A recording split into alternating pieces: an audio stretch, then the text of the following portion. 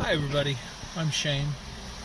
I'm on the keto diet, and I've noticed a lot of the YouTube channels that I've watched are, well, I love all of them. I watch them to death, and there's a lot of great ladies out there that have really great channels, but it seems like most of the men who have YouTube keto channels, with the exception of Keto Connect, who I love, there's a couple engaged, well, they're engaged now, couple where you have both the woman and the man posting, but with their exception, most of the guys who have these keto channels are,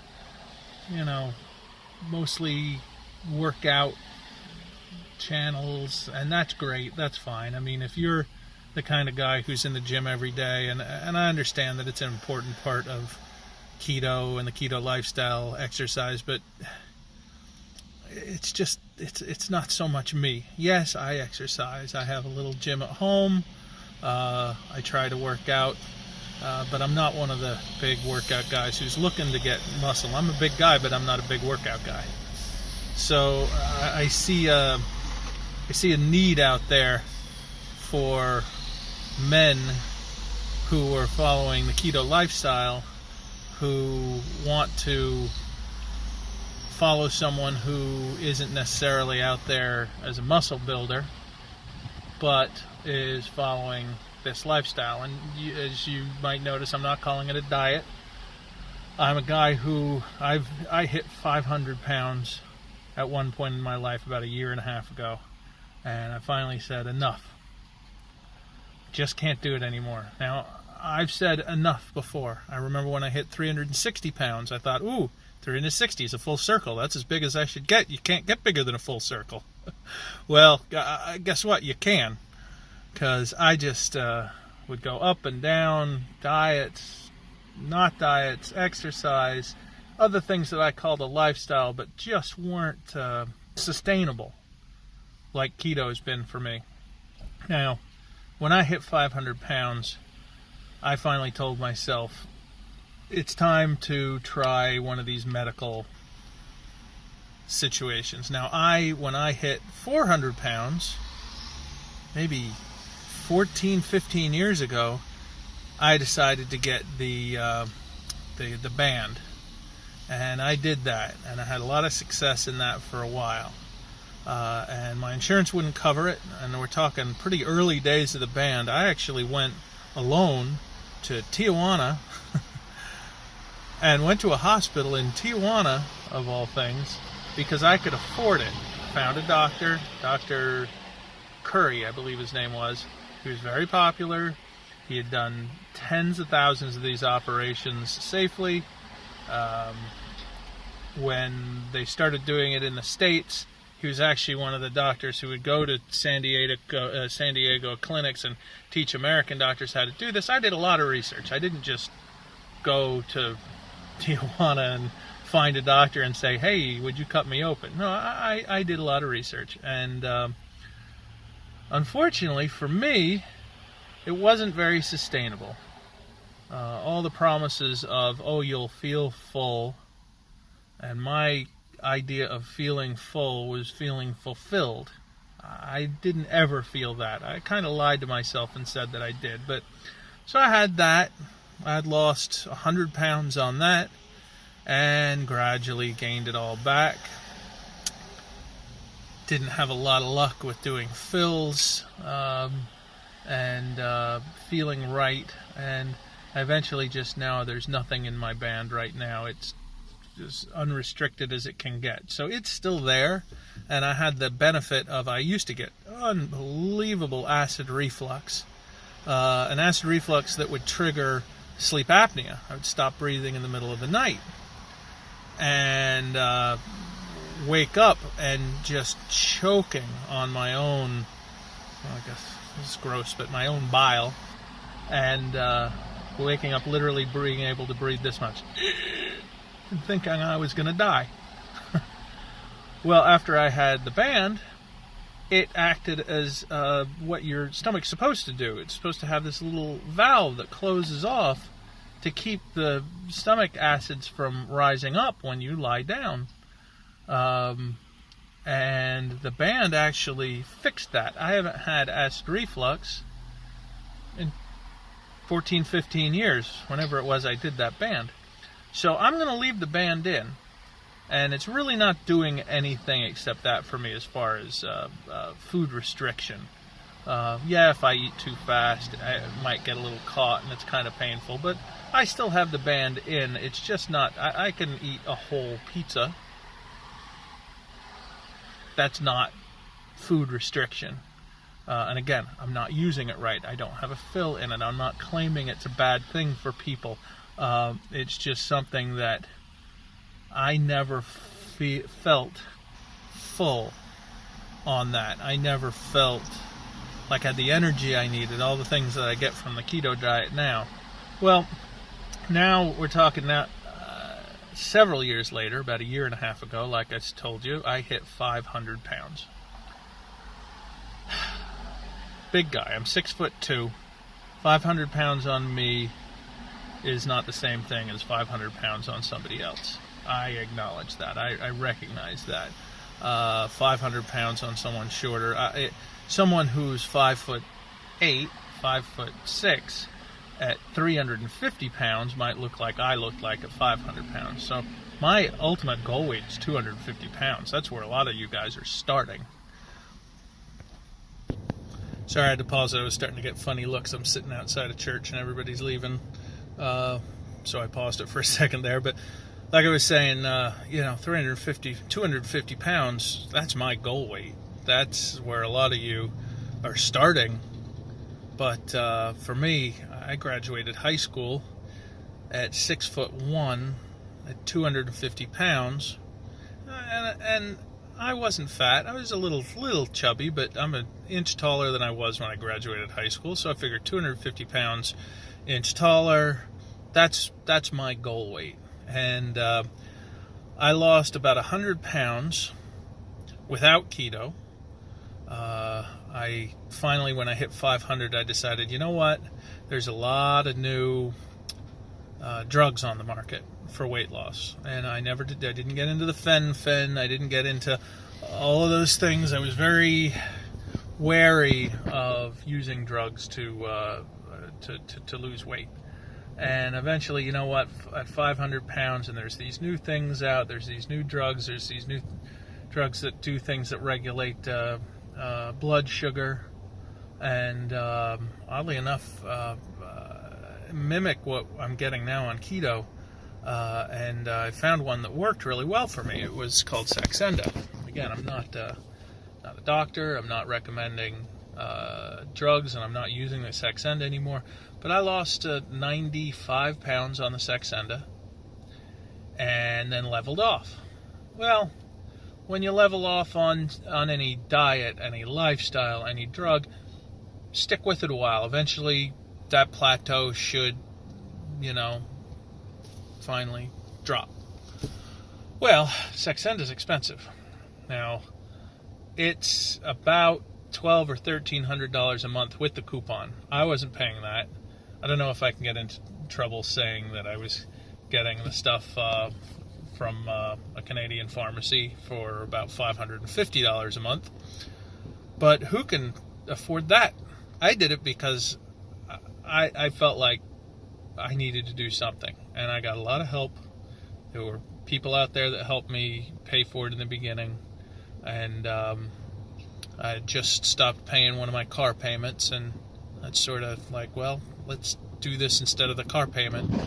And I was very happy that I'd lost that weight. Well, when I didn't just level off, I started gaining again, and I was still on it. So I stopped because there's my little nieces coming out of church. Yes, I went to church. I didn't just sit in the parking lot this whole time. But I started gaining it again, still taking that, spending the money. No way I was going to keep paying for it. Not if I'm not losing. Not responsible as the husband in my relationship, yes. Responsible for being healthy is important too, but we bear a financial responsibility as men to our families. I don't have children, but I have a beautiful, wonderful wife, and she would never complain that I was dropping $550 a month on this, especially if it was helping. But it wasn't helping anymore. So I start looking, see what's out there. And I happened upon keto. This keto lifestyle has worked really well. Now again, I dropped 100, almost 195, regained some weight, and I ended up at 425, and then I started on keto 3 months ago, and I'm down to, what was it this morning, 390 pounds. But more than that, I have all this energy. I never feel full like I used to, but it finally got to a point where feeling over full started feeling uncomfortable. It used to feel great. Oh my God, eat a whole pizza, eat a cheesesteak and a thing of bacon cheese fries, one that's made for a whole family, but you eat it yourself, you know what I'm talking about, along with a Philly cheesesteak. I'm in South Jersey, so Philly cheesesteaks are really great. Doing that used to make me feel not just full, but fulfilled. Releases endorphins, makes you feel good. It didn't feel like that anymore. I don't know, maybe I just hit a certain age where feeling over full feels more uncomfortable than satisfying. So I don't miss that. On keto, I'm tracking macros. I'm keeping calories down right now to about 1,800 calories a day. Kills my wife. She's doing, I think, 1,650, and I get to eat more than her. She's, by the way, joined on with this, and she's doing very well. I think she's lost 22 pounds so far in the 3 months. She gets very discouraged because it seems easier for me to lose than her, but I think that's often true with men versus women. She is, God bless her, going to yoga. She's going to work out at the gym. She'll go and do 2 in a row and then come home, and I do almost all the cooking, but so I'll cook dinner for us while she's working out, and that's been very helpful for her because she's not a big cook. She was a really good baker, but she was never very great regular cook. And I love to cook and always have. So that's helped her, and I've actually taught her how to pre-make lunches and meals and have some variety. Her problem was, she would go on a diet and stick with chicken and green beans. And she would just do that every day, and get bored with it because she was good at cooking that. But that was BS before shame. Well, I cook. I work as a network administrator at a food company. We're actually a meat plant, so perfect. Keto. I get high quality, very high quality meat at cost. So we never have to worry about our proteins because I can get beef, chicken. We're a seafood company, so any kinds of seafood, pork, all that stuff, that doesn't even go on my shopping list. That just comes home with me in 10-pound boxes from work, and all I'm doing is shopping for side dishes mostly and breakfast stuff. And well, that tangent aside, she's gone on it with me, which has been wonderful. Whole household on one lifestyle. It's a challenge for a lot of people, I know, because, well, your kids aren't going to be on keto, so you got to have other things in the house. I can throw away everything in the house that I find tempting, that I don't want to have around. But all that being said, I found some amazing replacements for things like pizza, and amazing replacements for meatballs. Yeah, okay, meatball hoagie isn't the same without some really good bread, but you also meatballs with grain in them. Generally, you make them. I have a variation where I add other things that make still a relatively light, really tasty meatball. I don't mean to obsess on the meatballs, but I really like them. But I have a lot of tools in my arsenal as far as being an experienced cook and having been on diets my whole life, some of them low carb. I have a lot of experience with making variations on traditional foods and removing the carbohydrates. But that being said, none of those diets were keto. They weren't sustainable. This is sustainable. The high fat, moderate protein, and low carb makes me not Jones for the foods I always loved. I don't have that crazy need anymore to eat and eat and eat until I can't eat anymore. It's an amazing thing. I can't believe it's even true.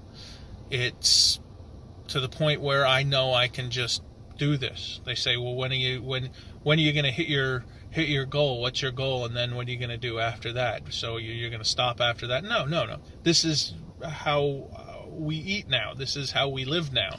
There is no stopping. And I've said it before. Oh, well, this is my lifestyle now, doing other diets. Anything down from the Suzanne Summers diet. Lost a lot of weight on that 20 years ago. It was a great diet. They actually had a lot of things right on that diet. But now I look at keto and go, oh, I get why I was losing weight on that. Because half of it was working almost as a keto concept. Fixing blood sugar, losing weight because it was you weren't spiking insulin, all that other stuff, where I'm like, this diet had it half right, and that diet had it half right. Yeah, I lost weight for a while on that because they had it close, but the science wasn't there yet. So they're just working on imperial data of, well, if you do this, you lose weight. Wow, guess what? But then you feel like you have to stop. You get to a point where you're just like, I just can't do this anymore on those diets. I mean, as a kid, I remember my mom sending me to school when I was in 3rd grade on the cabbage diet. Anybody remember the cabbage diet? You had a tiny, tiny breakfast. For lunch, you had cabbage soup. For dinner, you had 3 ounces of a lean protein and a vegetable. Yeah, who's not going to lose weight on that? It's not sustainable, though. And I can tell you, in 3rd grade, you're the little fat kid who opens up their little hot container of cabbage soup and makes the entire lunchroom smell. You're going to get made fun of, and I did, not just for being the little fat kid, but for the kid that eats the stinky foods when everybody else is getting to spend their money on the school lunch and have tater tots and French fries and all that other stuff. Not only was it not sustainable, it was just horrible on the psyche growing up, being on a lot of these diets. Now, God bless my mother, she had my best interests at heart, but I've been through every fad diet you can think of in my life, so I'm a font of knowledge of what worked, what didn't work. Now I'm learning why a lot of those things worked, why they failed in the long term, and I'm really excited. This has been pretty amazing. But my goal here on this new channel is to show you some of my life, show you some of my lifestyle, and show you what I eat, and do some teaching, cooking teaching, shopping, what to do when you go out.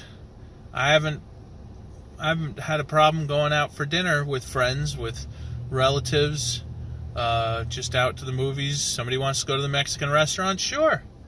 Fajitas. No problem. Steak fajita. Hold the rice. Hold the beans. Hold the wonderful tortillas. Give me a fork. High fat, medium protein, low carbs. No problem. Find a restaurant. You're going to find something. Worst case scenario, who doesn't make a Caesar salad?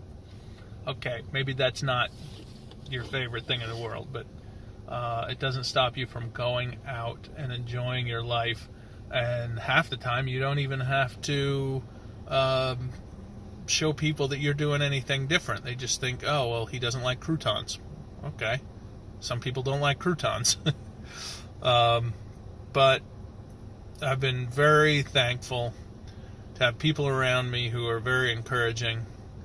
I have every intention on losing more weight and staying healthy and continuing this lifestyle.